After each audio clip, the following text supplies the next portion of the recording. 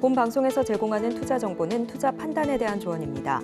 방송에서 제공하는 주식의 가치, 가격 상승 및 하락에 대해서는 방송사에서 보장하지 않습니다. 이 시각 헤드라인입니다. 첫 번째 소식입니다. 한국은행 금융통화위원회가 현재 3.25%인 기준금리를 3.0%로 인하했습니다. 한은은 0.25% 낮추면서 3년 2개월 만에 피벗에 나선 데 이어서 이달 추가 인하를 결정한 것입니다. 다음 달 통화정책방향 회의를 열지 않아서 올해 기준금리는 3.0%로 마감하게 되고요. 한미 간 금리 격차는 1.25%포인트로 줄어들게 된다는 분석입니다. 두 번째 헤드라인입니다. 2020년 시작된 대한항공과 아시아나항공의 합병이 4년 만에 마무리 절차를 밟고 있습니다. 결합 심사가 끝나면 합병 대한항공은 세계 10위권의 메가 캐리어로 탄생합니다. 동시에 두 회사의 저비용 항공사 계열 진에어와 에어부산, 에어서울도 통합 추진되면서 국내 항공산업 구도가 재편될 것으로 전망되고 있습니다. 세 번째 헤드라인입니다. 러시아가 우크라이나 전역에 무인기 188대를 동원한 대규모 야간 공습을 감행했습니다. 이번 공격이 단일 공세로는 역대 최다 규모의 드론 공격으로 분석되고 있습니다. 그러나 아파트 등 주거시설과 국가 전력망 등 주요 기반 시설에 타격을 입었고 초기 조사에 따르면 사상자는 아직 보고되지 않았다라는 분석입니다. 마지막 헤드라인입니다. 2차 전지 전해액 전문 업체인 엔캠이 전환사채 발행을 위해서 일반 투자자를 대상으로 공모 청약을 받았지만 총 2,500억 원 중 1,700억 원 이상이 미달된 것으로 확인됐습니다. 이 미달 물량은 주관사인 KB증권과 인수회사인 대신증권이 전액 인수하기로 했는데 10%의 실권 수수료가 있어서 늦어도 4달 초까지 기관들에 의해서 전량 소화될 것으로 전망되고 있습니다.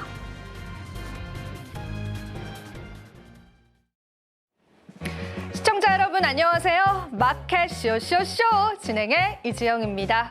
자, 오늘 국내 증시 같은 경우에는 그래도 상승 반전하는 흐름을 보여주기는 했습니다. 하지만 아직까지도 이 시장에는 수급 주체가 뚜렷하지 않다라는 분석들 시장에 나오고 있습니다. 거래 대금은 늘어가지 않지만 시장에 단기적인 테마들도 존재하는 그런 시장이기 때문에요. 우리 투자자분들이 어떤 방향성으로 우리 시장 바라봐야 할지 고민 깊어지실 것 같습니다. 자, 오늘도 마켓 쇼쇼쇼에서 여러분들에게 다양한 전략들과 시장의 다양한 시선들 함께 해드리겠습니다. 자, 오늘 저희가 첫 번째로 소개해드릴 코너는요, 바로 뉴지스 시간 준비되어 있습니다. 자, 오늘은 이지스탁의 이지은 대표님께서 함께 해주실 예정이고요. 시장을 보는 색다른 시각을 통해서 경제와 또 시장을 볼 수 있는 눈들을 길러드리도록 하겠습니다. 오늘 저희가 준비한 뉴지스도 여러분들 주목해 주시면서요, 우리 시장의 다양한 전략들 얻어가시면 좋겠습니다. 또한 저희 방송은요, 유튜브 통해서도 여러분 시청하실 수가 있습니다. 많은 참여 부탁드리도록 하겠습니다. 저희 방송에서 제공해드리는 정보는 투자 판단에 대한 조언일 뿐입니다. 가치 판단과 상승 하락을 보장하고 있지는 않다는 점 다시 한번 유의 부탁드립니다. 서울경제TV와 서울경제신문은 당사 브랜드이기 때문에요. 당사 사칭한 피해 사례도 늘고 있어서 여러분들 유의해 주시면 감사하겠습니다. 자, 우리 시장 마감 시장을 향해서 가고 있습니다. 마감 시장까지 저희와 함께 전략 챙겨보시면 되겠습니다. 마켓 쇼쇼쇼 1부 본격적으로 출발합니다.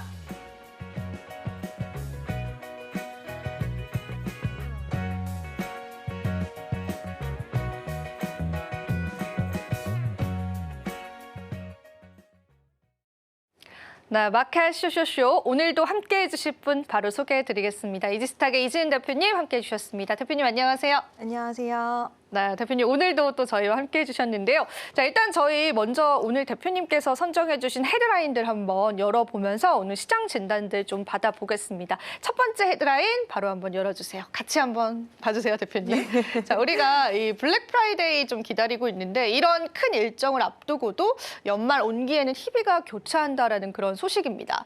사실 블랙 프라이데이 때 미국은 또 쉬잖아요. 네. 쇼핑을 하라고 또 쉬는 또 그런 소비의 국가이기도 한데 이게 우리나라의 기업들과 주가에 영향을 줄까? 사실 지금까지 동향으로 봤을 때는 살짝 의문이 들긴 하는데 네. 오늘 이 기사 좀 해석을 좀 부탁드려보겠습니다. 네, 이 기사의 내용을 이제 전반적으로 살펴보면 블랙 프라이데이 관련돼서 훈풍이 게임 업계까지 이어질 수 있다라는 이야기인데요. 일단 생각을 해보면 사실 블랙 프라이데이가 미국 행사죠. 그쵸. 근데 이제 몇 년 전부터 우리가 인터넷 쇼핑몰 이용했던 데에서도 카카오톡으로 블랙 프라이데이 프라이데이 행사한다. 맞아요. 그리고 많은 사이트들이 블랙 프라이데이라는 그 이름을 걸고 큰 대규모 행사를 진행을 많이 합니다. 근데 게임 업계에서도 이런 움직임이 나와주고 있고요. 지금 NC소프트를 비롯해서 뭐 조이시티, 컴투스 이런 기업들이 지금 블랙 프라이데이 시즌에 맞춰서 뭐 그동안에 이제 예를 들어서 유료화 결제를 해야 되는 부분들을 50% 할인해서 결제할 수 있는 시스템이라던가 이런 것들을 좀 만들어서 블랙 프라이데이 할인 행사를 진행을 하고 있습니다.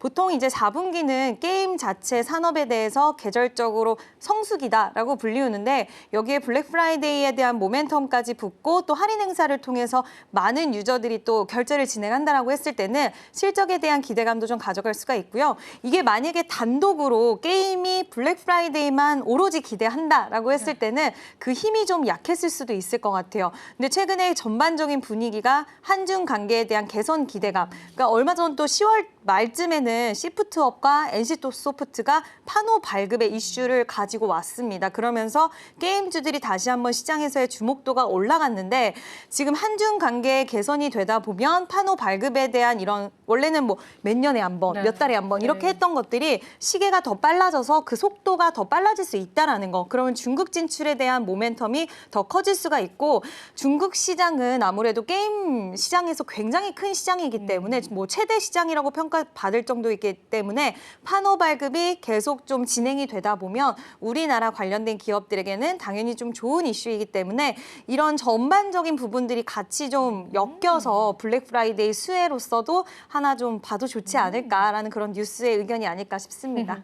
그런데 저희가 사실 지금까지 게임주를 바라보면 제가 방금 전에 체크를 해봤을 때 그래도 조금씩은 움직여주고 네. 있기는 하더라고요. 근데 그 영향에 관해서는 다양하게 해석을 해볼 수가 있을 것 같습니다. 꼭 블랙 프라이데이뿐만 아니라 중국 맞아요. 쪽에 관한 수혜도 얻을 수 있다라고 보시는데 그렇다고 하더라도 우리가 사실 지스타도 지나왔는데 물론 일시적인 상승이 있긴 했었지만 뭔가 이게 마음에 들만한 게임주의 상승은 아직까지 그쵸. 좀 아닐 것 같아요. 네. 그래서 기대를 정말 해봐도 될지 대표님 조금만 더 의견 주실 수 있을까요? 2025년이 중요할 것 같아요. 왜냐하면 우리가 작년에 게임 한번 기대를 그러니까 했던 부분에 있어서 우리를 좀 충족시켜줬던 게임이 뭐였냐라고 한번 기대를 해보면 그 부분은 나 혼자만 레벨업이라는 게임 그리고 압니다. 퍼스트 네. 디센던트 네. 굉장히 인기가 많았습니다. 네. 저도 게임에 대해서는 제가 막 집중적으로 알지는 못하지만 유튜브를 통해서 이제 게임을 하는 영상들을 좀 찾아봤었는데요. 이런 게임들의 반응들이 굉장히 좋았고 저도 좀 보면서 흥미롭다라는 생각을 했는데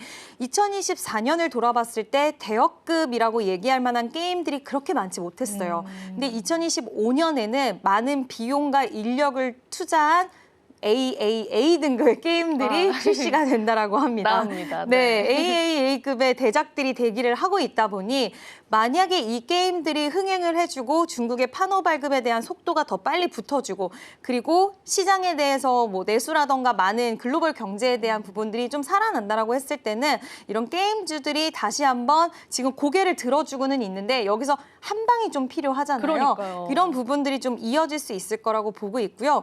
또 하나 재밌는 부분은 이건 좀 번외기는 한데 네. 이제 우리나라 게임 기업들 상장사 중에서 비트코인을 보유하고 있는 기업들이 있습니다. 꽤 대표적으로 위메이드가 가장 많이 네. 보유를 하고 있는데 그 밖에 뭐 이제 알트코인들, 스테이블 코인들도 가지고 있다라고 하더라고요. 그래서 이런 부분들도 게임주들 위메이드뿐만 아니라 다른 게임주들도 좀 보유를 하고 있다라는 점. 이런 게 뭐 나중에 재무적인 부분에서 어떻게 이제 좀 플러스적인 요인으로 작용이 될지는 좀 더 봐야 되긴 하겠지만 미국 시장으로 봤을 때 마이크로 스트래티지가 지금 비트코인을 어마무시하게 물론 그 기업은 보유를 하고 있습니다. 그래서 진짜 지금 한 2달 동안에 주가가 한 3배 정도 올랐어요. 맞아요. 많이 그런 올랐어요. 것처럼 우리나라 시장에서도 그런 요인들이 좀 더 부각받을 수도 있는 가능성도 저는 한번 기대를 해보면 어떨까라는 의견도 같이 드리고 싶습니다. 그러면 사실은 지금 크게 펌핑이 나오지 않은 게 우리가 매수 기회로 잡아볼 수 있을지도 궁금하거든요. 지금 이 시점에 접근하기에는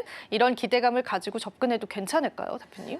저는 비중에 대한 부분들 좀 분할하신다고 하면은 네. 좀 가능할 수 있지 않을까라고 보고 있는데요. 지금 엔터주들이 비슷한, 물론 결이 완전 같다고 할 수는 없겠지만 비슷한 모멘텀, 특히 중국 쪽의 모멘텀을 가지고 지금 바닥권에서 그 한 가지 요소만 작용된 건 아니지만 굉장히 강한 시세가 이어지고 있는데, 우리가 게임주 했을 땐 특히나 뭐 관세 이야기 이런 거는 안 나오잖아요. 그럼요. 그 리스크도 피해가죠. 그렇죠. 네. 참 자유롭다. 네. 미국 관련된 불확실성에서 자유롭다라는 점. 그래서 지금은 엔터 쪽이 그러한 여러 가지 이점들을 통해서 부각도가 상대적으로 좀 높은데, 만약에 이런 훈풍들이 리스크 요인을 좀 피하고자 하는 수급들이 장기화된다라고 했을 때는 게임주에게도 좀 기회적인 요소들은 들어갈 수 있지 않을까라고 보고 있어서, 나는 그 기회 요소들이 지금 당장은 우리가 수급적인 측면에서 강하게 들어오는 게 아니기 때문에 그런 부분들이 좀 더 빨리 다가왔을 때 진입하고 싶다 하시는 분들은 좀 더 지켜볼 필요가 있고요.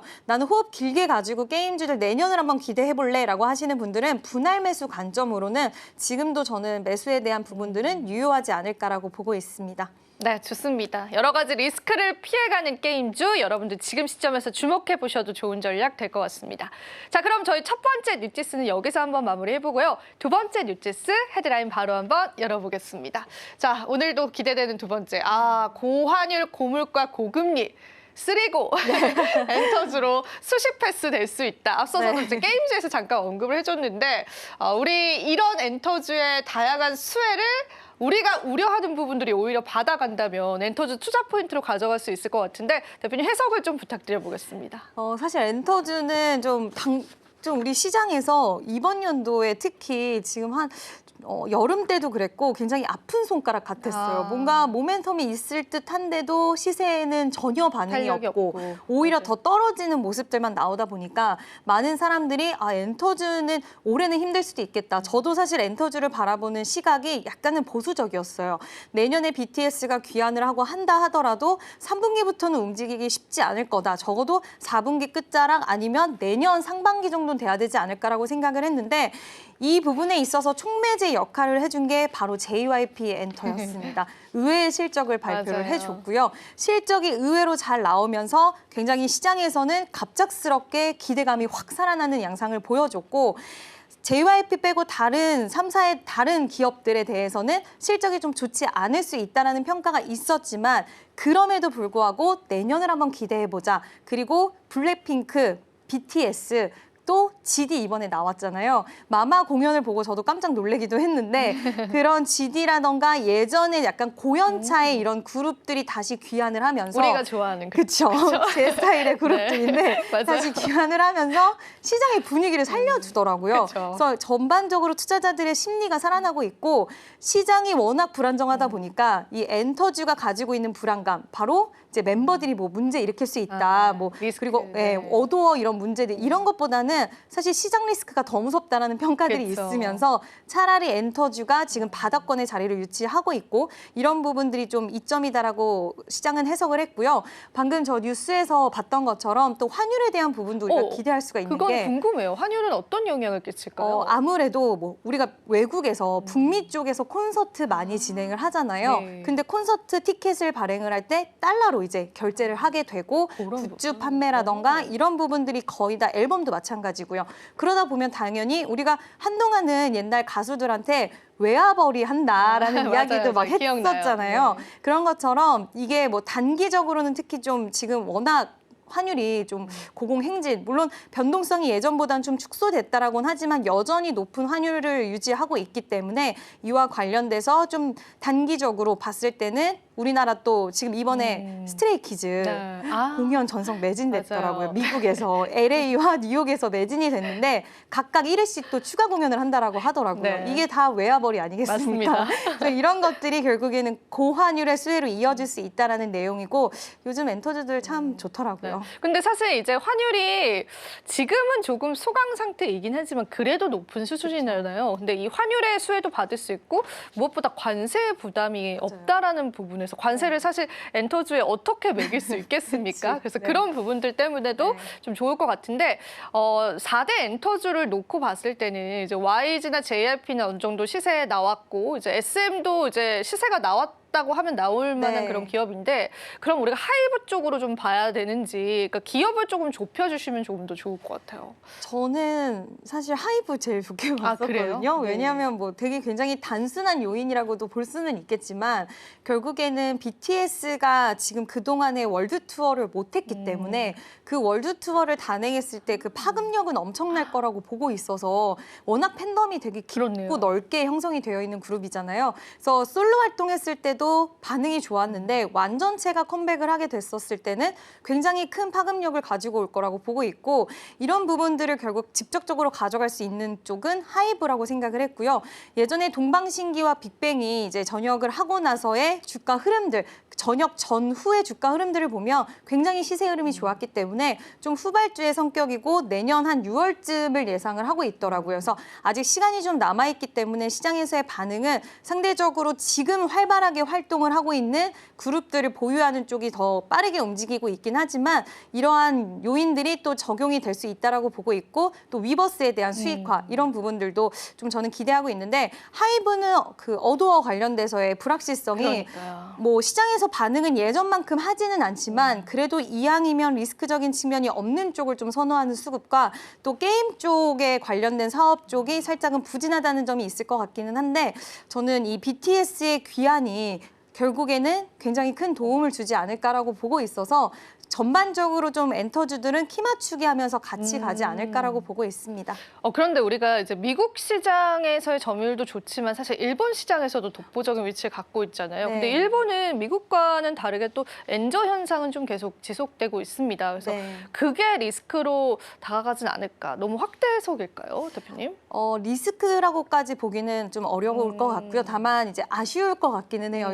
N저기 때문에 N 보면은 참 좋았을 텐데 네. 이런 현상들과 그리고 우리나라 이제 아티스트들 입장에서는 일본 팬덤 같은 경우에는 한 번 빠지기 시작하면 굉장히 꾸준하게 굉장히 그리고 본인이 가지 않는다 하더라도 좋아하는 아티스트가 콘서트를 하면 무조건 다 결제를 한다라고 윤사마 하더라고요. 때도 그랬잖아요. 이게 네. 그 나라의 특성인 것 네, 맞아요. 같습니다. 그런 그래서 것 같아요. 절대 버릴 수 없는 그런 시장인데, 맞아요. 버릴 수 없는 시장. 네, 그래서 그거는 계속해서 끌고 가긴 하되 이제 미국 쪽으로 이런 초점을 맞추는 그런 움직임들이 이제 대역급 가수들, 특히 BTS라던가 그리고 블랙핑크 같은 경우에는 또 미국 쪽이나 이런 유럽 쪽에 특화가 되어 있기 때문에 그런 가수들이 다시 귀환을 하게 되면 그쪽 시장에 대한 기대감이 다시 좀 살아나지 않을까라고 보고 있습니다. 이번에 엔터주 상승을 했었을 때 그 특히나 로제 아파트가 막 흥행했었을 네. 때 그 음원 유통사들도 올라서는 흐름이 있었거든요. 이쪽까지도 좀 번질 수 있을지 그것도 좀 궁금해요, 대표님. 사실 유통사들은 저는 좀 단발성이라고 사실 생각을 하고 있고요. 이게 아무래도 지금 이번에 로제 아파트를 통해서 유통사와 그리고 광고 관련된 기업들도 같이 좀, 올랐잖아요. 네, 흐름이 같이 네. 했는데 테마성의 움직임인 것 같아요. 이렇게 로제라는 가수가 일시적으로 굉장히 큰 흥행을 거뒀기 때문에 그와 관련돼서 이제 좀 테마성의 기대 심리로 올라간 것이라고 보이고 이 부분에 대해서 연속성은 엔터주와는 또 다른 성격이기 때문에 좀 일시적인 요인이다라고 보시는 게 맞지 않나 싶습니다. 네, 저희가 엔터주에 관해서 또 계속되는 전략들 이어가면 좋을 것 같습니다. 여러분 오늘 시장의 힌트로 가져가 보시면 좋겠고요. 자, 이어서 저희가 준비한 코너 있습니다. 오늘도 은혜로운 섹터를 통해서 시장에 관한 이슈들 하나하나 이야기해 볼 예정입니다. 자, 오늘 은혜로운 섹터에서는요. 에코프로비엠의 이전 상장에 관한 내용 좀 깊게 다뤄볼 겁니다. 여러분 많이 궁금하실 것 같아서 그런 투자의 팁들도 얻어가시면 좋겠고요. 또 추가적으로 우리 시장의 이슈라고 할 수 있는 메가 OTT, 티빙과 웨이브 합병 소식도 전해지면서 CJ 관련주들 오늘 움직이고 있잖아요. 그 부분에 관해서도 함께 이야기해드리겠습니다. 자, 여러분 계속 채널 고정하시면서 저희 방송을 통해서 시장에 관한 힌트들 얻어보시면 좋겠고요. 자, 이어서 은혜로운 섹터가 이어집니다.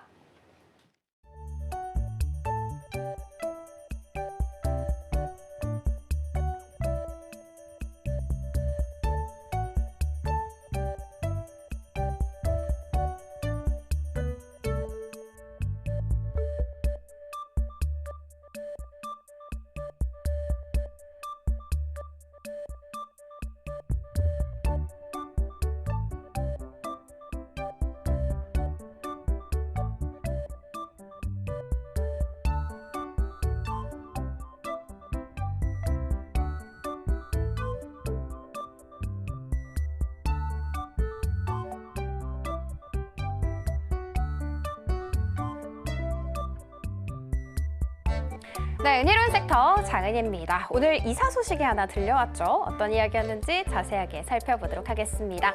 에코프로비엠이 코스피 이전 상장 예비 심사 신청서를 제출했습니다. 추가적인 사유가 발생하지 않게 된다면 1월 말에서 2월 초에 코스피로 이사를 갈 예정입니다. 3월 주주총회에서 이전 상장 의결을 한 지 8개월 만의 일이었어요. 코스피 이전 상장 결정을 내린 배경으로요. 사측에서는 코스피 200 편입에 따른 패시브 자금 유입을 꼽고 있었습니다.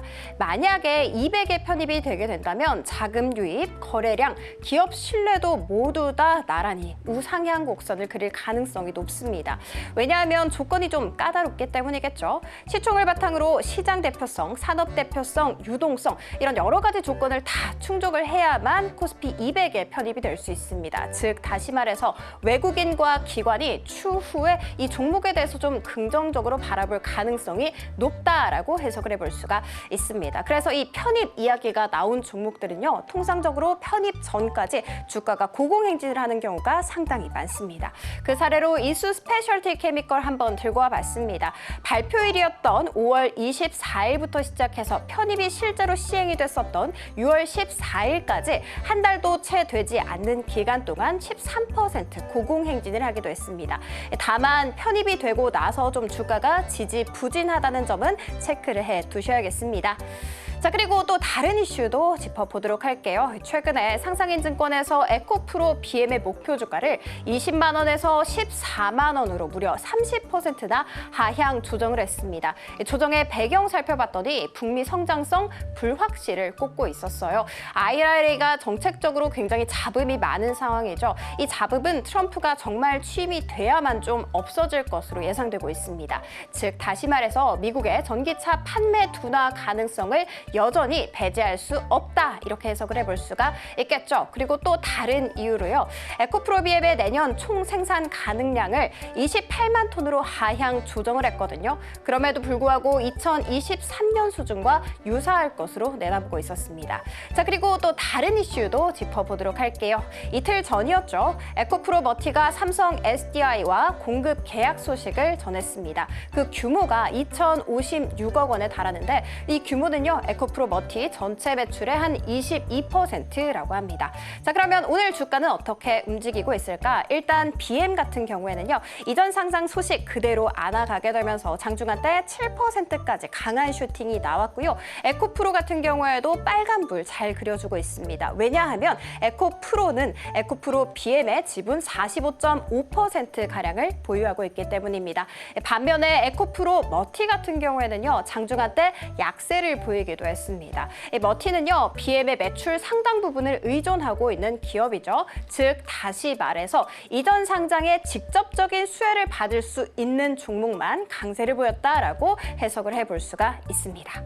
자, 그리고 CJ ENM 오늘 강세 보이고 있습니다. 어떤 이야기였냐? 이 티빙과 웨이브 합병이 가시화되고 있다고 합니다. 많은 사람들 갑자기 하실 수도 있죠. 아니더라고요. 1년 전쯤 2023년 12월에 티빙과 웨이브가 MOU를 맺고요. 그때부터 계속해서 합병에 관련해서 논의를 지속적으로 해온 것으로 나타났습니다. 이번에 어떻게 가시화가 됐냐 살펴보도록 할게요. 티빙의 대주주인 CJ ENM과 웨이브의 대주주인 SK스퀘어가 함께 이 웨이브에 총 2,500억 원가량을 공동 투자하기로 했습니다.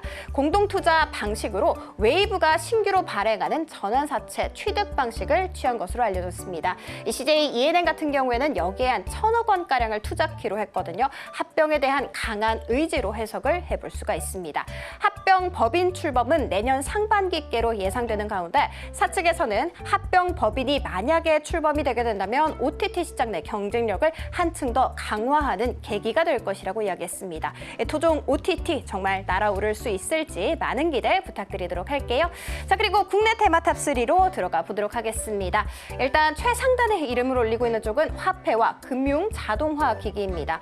한국은행에서 디지털 화폐 결제 체험존에서 첫 결제 시연을 했다라는 이야기와 함께 더불어서 은행 앱 내에서 이 QR코드 인증만으로도 정부 지원금과 같은 바우처를 사용할 수 있게끔 하겠다고 했습니다. 한네트와 KCT 모두 다 나란히 25% 이상의 강한 고공행진을 했습니다만 지금 현재는 윗꼬리를 좀 길게 달고 있는 상황이라는 거 체크해 드리도록 할게요. 자, 그리고 사료와 음식료로 넘어가 보도록 하겠습니다. 한미 FTA 재협상 추진 전망 나오고 있습니다. 과거 트럼프 1기 당시에 재협상을 요구한 바가 있었죠. 이런 과거로 미뤄봤을 때 미국의 무역 수지 개선을 위해서 미국산 농축산물 수입 확대를 요구할 것으로 전해지고 있습니다. 고려산업과 팜스코, 한일사료 나란히 1에서 3%대 빨간불 그려주고 있습니다. 자, 그리고 마지막은요, 의료 AI로 들고 와봤습니다. 지금 현재 노을이 상한가 안착 후에 거래가 되고 있습니다. 노을이 미국 시장 진출 본격화를 알렸죠. 조금 더 디테일하게는 미국 FDA로부터 1등급 의료기기 제품 등록 완료했다라는 소식 전했습니다. 그래서 셀바스 헬스케어와 랩지노믹스 나란히 강세를 보이고 있습니다만 장 초반이 가장 고점이라는 거 알려드리도록 할게요. 지금까지 은혜로운 섹터 장은희였습니다. 이어지는 오이슈 시간에는요, 금리에 대해서 다뤄볼 예정입니다. 오늘 한국은행에서 깜짝 금리 결정을 내린 바가 있었죠. 궁금하시죠? 자, 그러니까 다음 코너도 기대하 쇼쇼쇼.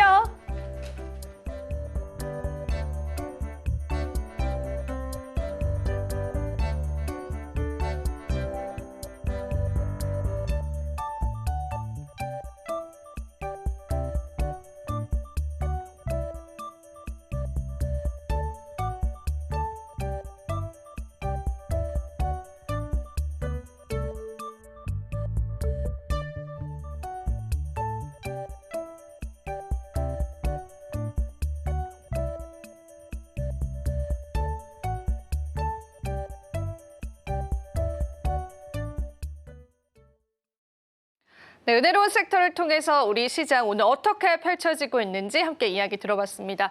자, 그럼 대표님께 오늘 시장에 관한 한 줄 평을 들어보고 저희가 한번 시장 정리하는 느낌으로 한번 이야기 나눠보겠습니다, 대표님. 네, 금리 인하가 진행이 됐는데도 불구하고 우리 시장은 여전히 좀 방향성을 잡지 못하는 그런 모습들을 보여주고 있고요. 결국에는 왜 했느냐가 좀 중요한 것 같습니다. 예상을 굉장히 깼어요. 이번에도 당연히 동결하지 않을까라는 그런 예측이 있었는데도 불구하고 이렇게 금리 인하를 단행한 그 배경에는 워낙 내수 경기가 지금 침체가 진행이 되고 있다라는 점, 그리고 경제 성장에 대한 전망치, 내년 경제에 대한 전망치가 너무 어둡다는 거, 그런 부분이기 때문에 여전히 시장의 분위기도 같이 좀 이렇게 좀 침체가 되어 있다라고 네. 해야 될까요? 계속해서 전반적으로 시장이 강하다라는 느낌은 없고 이 안에서 좀 순환매가 나오고 있긴 하지만 그 힘도 여전히 약해요. 연속성도 좀 부족하고 수급에 대한 측면들도 좀 약하다라는 모습들이 너무 좀 지배적인데 여전히 이번에 이제 금통위 이후에 우리가 좀 달라진 시장의 모습을 기대할 수 있지 않을까라는 일각의 그런 시각들도 좀 있었는데 여전히 방향을 잡지 못하고 있는 시장이다라고 한마디로 정리할 수 있을 것 같습니다.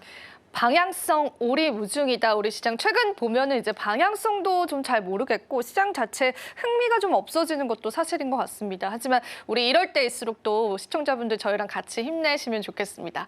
자, 그럼 오늘의 오이슈 시간 저희가 한번 열어볼 텐데요. 대표님께서 오늘 어떤 이슈를 시장에서 가지고 오셨는지 직접 열어주셔야 합니다. 그래서 우리 시청자분들에게 한번 힘내라고 직접 신나게 열어주시면 감사하겠습니다. 네. 네, 보시죠. 네.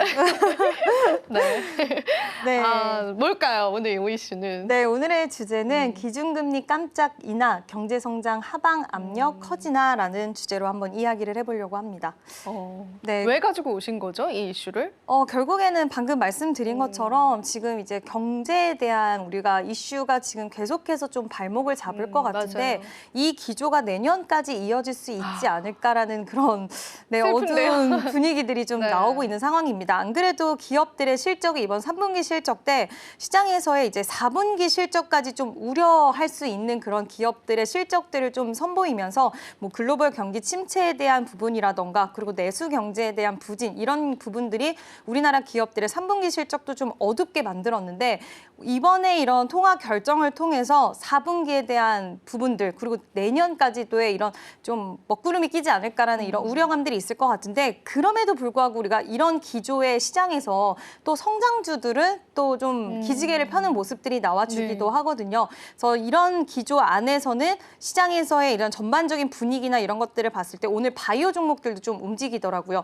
물론 바이오 종목들이 우리나라 금리나 뭐 기조 때문에 움직인다라고 보기엔 좀 어렵기는 하지만 지금 미국 쪽에서의 분위기도 금리 인하에 대해서 지금 확률이 좀 올라가고 있는 상황이고 물론 이번에 PC 쪽 이제 지표 발표가 됐을 때 인플레이션에 대한 우려가 살짝 부각이 되긴 했지만 뭐 예상했던 부분이다라는 그런 분위기들이 더 많이 형성이 되었기 때문에 다시 한번 금리 인하에 대한 부분들 좀 기대감 올라갔고 지금 미국 증시에서도 이런 빅테크 기업들이 살짝 조정이 나오면서 오히려 빅파마 기업들의 상승세가 뭐 강하지는 않지만 그래도 선방하고 있다라는 그런 느낌들을 주고 있기 때문에 이런 부분들이 우리나라 증시에도 좀 연결고리로서 이어지고 있는데요. 근데 개인적으로는 여전히 환율은 참 높아요. 네, 너무 높아요. 여전히 좀 네. 높고 뭐 지금 이야기한 부분은 이렇게 이야기를 했더라고요. 뭐 환율에 대해서는 지금 변동성이 좀 축소된 부분에 좀 초점을 맞추자는 듯한 이야기를 했고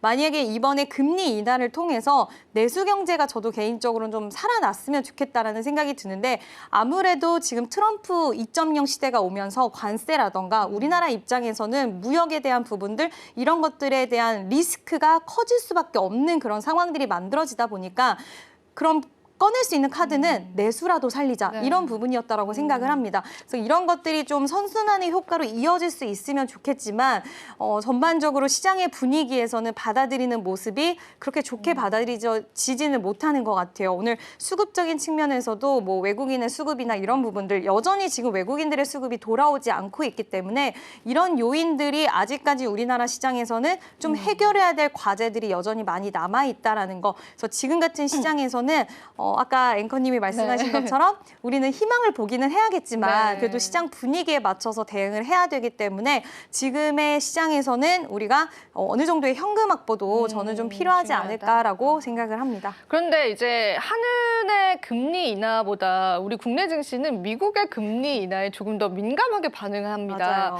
그게 참 아이러니하면서도 좀 슬프기도 하면서도 그렇죠. 오늘 한은에서 금리 인하 했는데도 시장에 그렇게 큰 움직임이 보여지진 않고 네. 앞서서도 이제 강달러에 관해서 언급을 해주셨는데 강달러 기조가 계속 될 수도 있다라는 건 어느 정도는 좀 예상은 하는 것 같아요. 그 부분에 관한 조치가 없을 때 네. 국내 증시 더 이탈률 커지는 거 아닐까 그런 의문감 들거든요. 대표님 어떻게 보세요?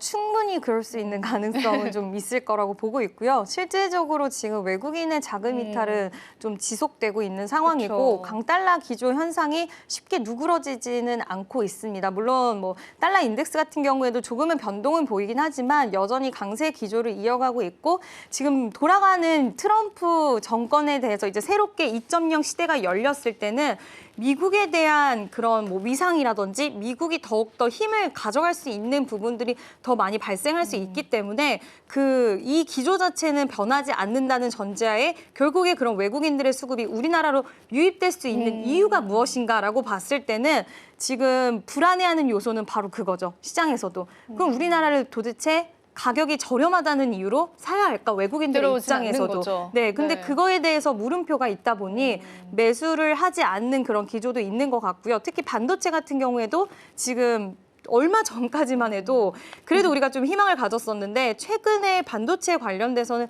더 안 좋은 이야기들 많이 나오더라고요. 네. 뭐 디램, 낸드 너무 안 좋죠. 네, 4분기 기점으로 내년 1월 1분기까지는 더 가격이 하락할 것이다. 수요 부진 이야기 계속 나오고 있는 상황이고 뭐 전반적으로 다 그런 건 아니지만 지금 엔비디아 관련돼서도 긍정적 의견이 훨씬 많긴 하지만 약간의 부정적 의견들도 섞이기 시작을 했습니다. 근데 그 기조가 지금 AI 하드웨어 쪽에서 소프트웨어 쪽으로 넘어갔는데 우리나라를 가만히 잘 생각을 해보면 우리나라는 사실 칩을 만들어내는 기업들이 대기업이고 그들이 강해야지 외국인 수급이 들어올 수 있어요. 사실 외국인의 수급이 AI 소프트 기업들 잘 모르거든요. 모르는 기업들도 상당히 많거든요. 그래서 그런 자금들이 유입되기 위해서는 결국에는 삼성전자나 SK하이닉스 이런 대형주 위주로의 흐름이 좀 강하게 산업이 받쳐주는 게 나와야지 이 가격에는 정말 괜찮다라는 생각이 들 텐데 그쵸. 그게 부재하다 보니까 아무래도 우리나라는 계속해서 수급적인 요인들이 좀 아쉽게 진행이 되는 것 같고 이탈에 대한 부분은 여전히 단기적으로는 좀 지속될 수 있지 않을까라는 그런 생각을 합니다. 네, 좋습니다.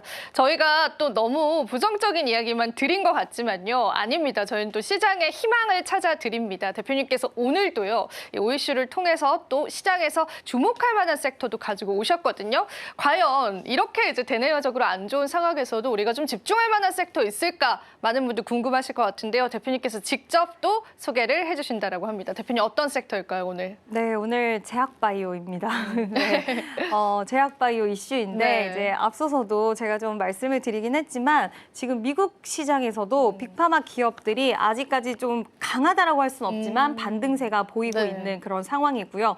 지금 뭐 여러 가지 제약바이오 관련돼서는 불확실성이 없는 건 아니에요. 그렇죠. 네, 뭐 관세 이야기까지 나오고 있고 뭐 여러 가지 불확실성이 있지만 또 시장에서는 좀 긍정적인 금리 인하에 대한 시그널 여전히 유지될 수 있다라는 부분과 지금 중국 관련돼서 생물보안법 반사 수혜 쪽으로의 좀 초점을 맞추는 움직임들도 나오고 있는 것 같습니다. 오늘 전반적으로 또 바이오시밀러 관련돼서 오르더라고요. 네, 기업들의 흐름들이 굉장히 좋았는데 이런 부분들이 결국 시장이 지금 주도 섹터, 우리가 3 주도 섹터라고 이야기하는 2차 전지, 반도체, 바이오가 있었는데 반도체는 여전히 좀 부진한 흐름 이어가고 있고요. 2차 전지는 오늘 그래도 좀 고개를 들어주고 있기는 하지만 여전히 업황에 대한 부진이라던가 이런 것들이 완전하게 시세를 돌려주기에는 계속해서 상당히 좀 막혀있는 흐름들이 나와주고 있는데 제약바이오 같은 경우에는 지금 우리가 불확실성적인 부분이지 이게 뭐 업황의 둔화 이런 것은 사실 아니잖아요. 산업이 꺾이거나 하는 부분은 아니기 때문에 이와 관련돼서 지금은 약간은 불확실적인 요인은 있지만 또 긍정적인 의견들도 있고 중국에 대한 반사 수혜를 가장 받을 수 있는 섹터로도 얘기가 나오고 있는 만큼 제약바이오 기업들에게서 기회를 다 찾을 수는 없겠지만 몇 기업들은 좀 기회를 제시를 하고 있지 않나라고 생각이 들어서 오늘은 제약바이오를 좀 소개를 시켜드리려고 합니다. 네, 그렇다면 우리가 시장의 눈을 어디로 돌려야 할지 많은들 궁금하실 것 같습니다. 그렇기 때문에 우리 대표님께서는요, 제약바이오주에 좀 집중을 해보자라고 했는데요. 실제로 뉴욕 증시에서도 제약바이오주들이 그래도 버텨주는 흐름 나타났고요. 우리 지수에서도 그러한 영향들 여전히 보여지고 있습니다. 자, 그럼 대표님, 이 제약바이오주 오늘 그래도 전반적으로 상승의 흐름 나타납니다. 그중에서 우리가 어떤 종목 받아봐야 될까요? 일단 힌트로는 뭐 바이오시밀러 쪽을 주신 것 같은데 그중에서는 또 어떤 종목일까요? 알려주세요. 네, 중국의 이제 반사 수혜에 대한 기대감이 가장 큰 우리나라 기업이 아닌가라고 생각을 합니다. 최근에 제약바이오 기업들 조정 나왔을 때 그래도 좀 잘 버텨준다라는 느낌이 들었던 종목이 바로 삼성바이오로직스입니다. 나왔습니다. 네, 삼성바이오로직스가 좀 무겁다는 이미지가 그동안 있었어요. 네. 근데 최근에 제약바이오 흐름들 나왔을 때 보셔서 알겠지만 그 무거운 종목이 굉장히 시세가 한번 나오기 시작을 하니까 또 강하게 움직였습니다. 맞아요. 그래서 이번에 제약바이오 흐름이 다시 한번 주도를 한다라고 했을 때는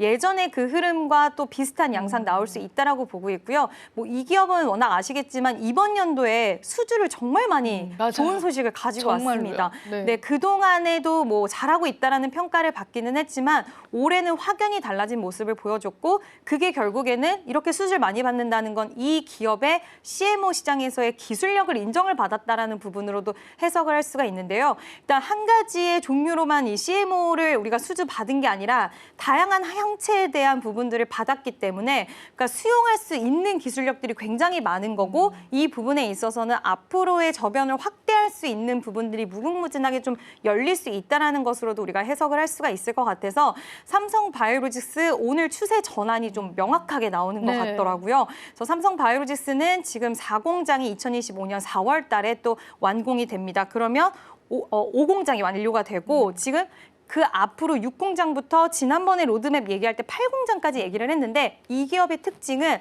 공장을 만들 때 이미 선수주를 받는 그런 특징들이 있어요. 네. 그래서 가동률이 굉장히 높다라는 그런 기업의 특징을 또 갖고 있기 때문에 앞으로의 이런 움직임들이 추가적인 수주에 대한 기대감 가져갈 수 있고 또 기술이 그만큼 좋다라는 것은 결국에는 CMO 쪽에서의 기술력을 앞으로 이제 반사 이익에 대해서 가장 많이 좀 수혜받을 수 있다라고 볼 수 있고요. 지금 자회사 같은 경우에 바이오시밀러를 또 하고 있잖아요. 사업을 하고 있는데 바이오시밀러가 지금 경쟁이 굉장히 치열해지고 있다라고 합니다. 아무래도 뭐 약간 인하라든지 이런 부분 때문에 바이오시밀러 시장이 점점 커지고 있는 가운데 이 회사도 지금 참전을 했어요. 그래서 앞으로 좀 추이는 지켜봐야 되겠지만 지금 바이오 시밀러 관련돼서도 기대 요소가 있다라는 거 이런 측면에서 봤을 때는 굉장히 뭐 무겁다라는 그런 종목의 이미지도 있지만 저는 지금처럼 불안전한 시장에서는 차라리. 네, 실적으로 보여주고 단단한 기업을 매매를 하는 게 맞지 않나라는 의견을 드리고 싶습니다. 그런데 이제 삼성 바이오로직스가 다시 한번 황제주로 이제 가려고 하고 있잖아요. 네. 1,000원 정도 남은 것 같습니다. 그러다 보니까 제가 이제 삼성 바이오로직스 관련한 리포트를 찾아봐도 목표 주가가 그렇게 높진 않더라고요. 저 이미 이제 100만 원 선까지 올라왔기 때문에. 근데 대표님이 보실 때는 얼마 정도의 목표가까지 우리가 바라봐도 좋을까요? 너무 뭐 욕심을 가질 수도 있겠지만 사실 저는 이 종목 같은 경우에는 장기적인 관점으로 좀 보셔도 좋다라고 보고 있는데 이번 조정이 나왔을 때 결국에는 제약바이오 종목들이 빠졌던 이유는 뭐 여러 가지 이슈가 있겠죠. 미국 쪽 관련돼서 노이즈라던가 여러 가지 불확실성이 있었겠지만 가장 중요한 건 시장이 굉장히 불안했을 때 고점 차익 실현에 대한 욕구가 커졌다는 게 가장 큰 포인트라고 보고 있는데 삼성 바이오로직스도 결국 그런 부분들이 있었지만 다른 종목들 비해서는 건강한 조정이 저는 나왔다라고 보고 있는데 오히려, 네. 그렇기 때문에 추가적으로 조정이 나온다라고 했을 때도 저는 그 조정의 폭이 그렇게 깊지는 않을 것 같아요. 그래서 지금은 우리가 가보지 못한 가격대가 중장기적으로는 형성이 될 수 있다라고 보고 있는데 당장 급하게 그만큼 방금 말씀하신 것처럼 가격이 좀 부담스러울 수 있기 때문에 비중에 대한 조절은 하셔야겠지만 저는 오히려 이 기업은 빠질 때 매수할 수 있는 그런 부분들 좀 가져갈 수 있는 기업이 아닐까라고 보고 있어서 제가 얼마라고 딱 단언하기에는 어려울 수는 있겠지만 그 전에 고점은 그래도 충분히 넘어갈 수 있을 거라고 보고 있고 그리고 장기적으로는 우리가 보지 못한 가격대도 나오는 시기가 오지 않을까라고 보고 있습니다. 네, 좋습니다. 이렇게 해서 저희가 가격 전략까지 대표님께 받아봤습니다. 힘든 오늘 시장, 오늘도 함께해 주신 대표님께 감사 인사 드리면서 보내드리도록 할게요. 대표님, 오늘도 감사합니다.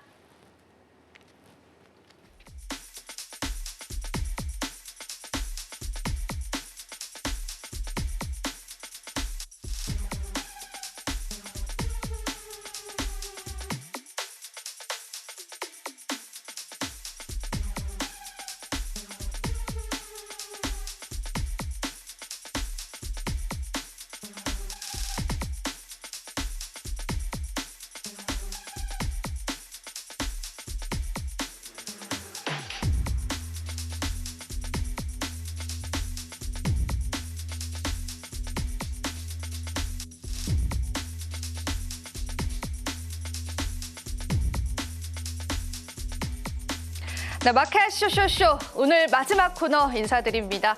자, 지금까지는 시장의 뉴스들과 전문가들의 시선으로 시장을 봤다면요. 이제는 증권가의 시선을 통해서 우리 시장 한번 파악해 보도록 하죠. 자, 오늘도 유의미한 리포트 많이 나왔습니다. 저희가 오늘도 5가지 종목 선정해 왔기 때문에요. 하나하나 체크해 보시면 좋겠습니다.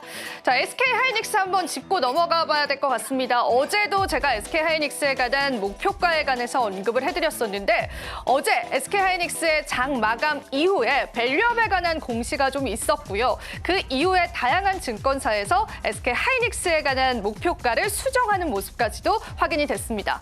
어떤 내용들 있었는지 여러분들 궁금하실 것 같은데요. 일단은 재무 구조를 개선하겠다라는 게 증권가에서는 굉장히 긍정적으로 받아들여졌습니다. 그리고 주주 환원에 관한 이야기도 했습니다. 기존에 1,200원이었던 배당금을요, 1,500원으로 상향 조정하겠다라고 이야기를 했고요.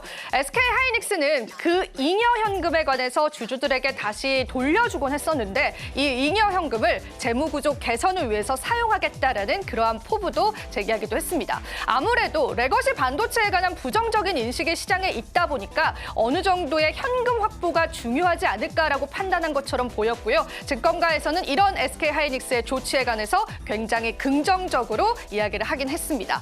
자, 그렇다면 목표가는 어떻게 조정을 했을까요? 물론 동결 양상이긴 하지만 지금 주가 대비해서도요, 상당히 큰 폭의 목표가입니다. 무려 30만 원 선까지 올려잡았다라는 부분들 여러분들 체크를 해보시면 좋을 것 같습니다. 자, 시장에 관한 다양한 잡음들을 인식하는 듯한 이러한 재무구조 구조에 관한 이야기들 시장에 나왔다라고 보면 되고요. 하지만 오늘 주가는 이러한 영향을 받아가지는 못했습니다. 참고해 보시면 좋겠습니다. 자, 그리고 두 번째로 카카오뱅크도 보겠습니다. 카카오뱅크에서도 어제 주주 환원 정책을 제시했는데요. 카카오뱅크의 주주 환원 정책에 관해서 증권사에서는 물음표를 남겼습니다. 5가지 정도의 목표를 제안을 했는데 그중에 일부는 실현 가능하지만 일부는 굉장히 도전적인 과제가 될 것이다라고 이야기를 했습니다. LS증권에서 특히나 카카오뱅크의 이런 포부에 관해서는 다소 보수적인 입장을 고수하긴 했었는데요. 그래도 목표가적인 측면에서는 동결하는 양상을 보여주면서요. 매수 의견은 중립으로 의견을 제시했다라고 보시면 되겠습니다. 카카오뱅크는 이런 주주 환원 정책을 제시했지만 오늘 주가는 역시나 좋지 않습니다. 아무래도 이 카카오뱅크 그리고 카카오그룹주에 관한 다양한 의문점들 제기가 되면서 성장성에는 여전히 시장의 의문 남아있다라고 보시면 되겠습니다. 자, 그리고 같은 맥락에서 삼성증권 보겠습니다. 유안타증권에서는 삼성증권에 관한 투자 포인트를 3가지로 제시했습니다. 일단 내년 순이익이 증가할 것이다라고 봤고요. 두 번째는 바로 해외 주식에 있었습니다. 최근에 저희가 브리핑 통해서 많은 투자자분들이 해외 주식으로 떠났다라는 말씀 많이 드렸는데요. 삼성증권은 해외 주식에 관한 매출이 상당합니다. 그래서 이러한 덕을 톡톡히 볼 것이다라고 본 거죠.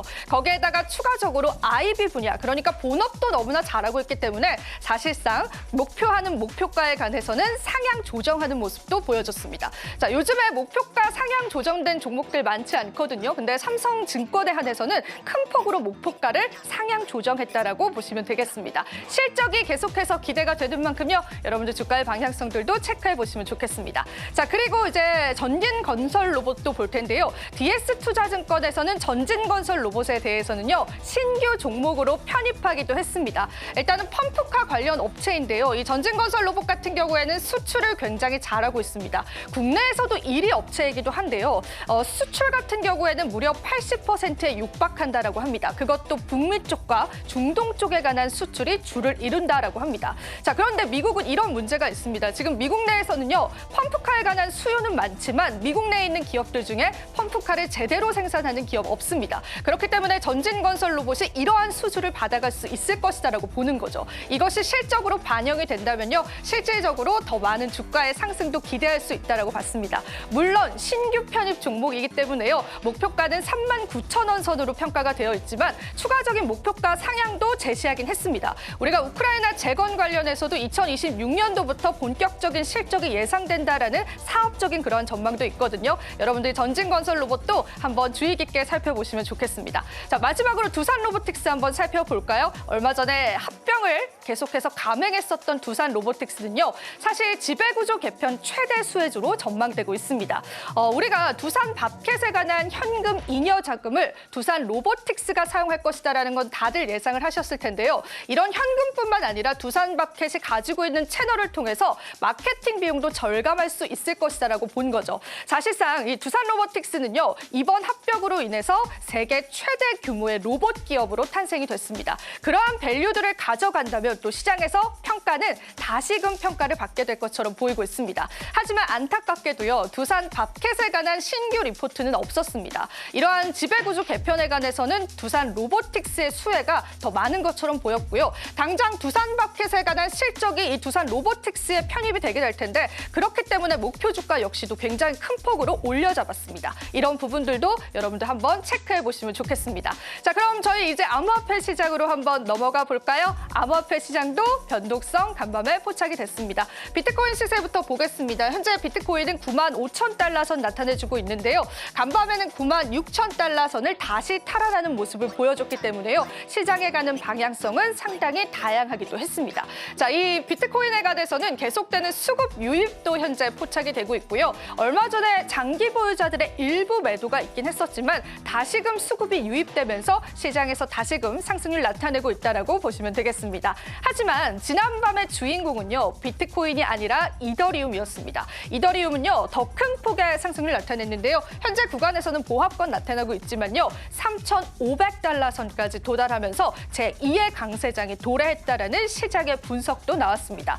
차트적으로 한번 보겠습니다. 비트코인 대비해서 큰 폭의 상승을 못 냈었던 이더리움은요. 최근 들어서 첫 번째 강세 그리고 두 번째 강세장까지 시연하고 있다라는 시장의 분석도 함께 나오고 있습니다. 현재 구간에서 3,589달러 선 나타내고 있으면서 새로운 전고점을 향해 가고 있다라는 시장의 분석도 나오고 있습니다. 자, 다른 알트코인들 분위기들도 한번 살펴보면서 또 암호화폐 시장 마무리 지어보겠습니다. 도지코인 현재 구간에서도 상승률 나타내주고 있고요. 솔라나 코인 같은 경우에는 $138선 나타내주고 있습니다. 전반적인 시장 지금 현재 구간에서는 다소 소강 상태다라고 보시면 되겠습니다. 자, 이렇게 해서 저희와 함께 암호화폐 시장까지 살펴보셨습니다. 저희 방송에서 제공해드리는 정보는요, 투자 판단에 대한 조언일 뿐입니다. 가치 판단과 상승 하락 보장하고 있지는 않다라는 점 다시 한번 유의 부탁드립니다.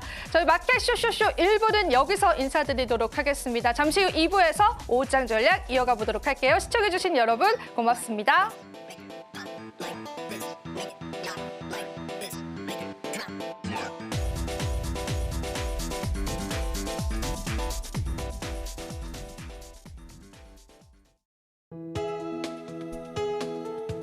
본 방송에서 제공하는 투자 정보는 투자 판단에 대한 조언입니다. 방송에서 제공하는 주식의 가치, 가격 상승 및 하락에 대해서는 방송사에서 보장하지 않습니다.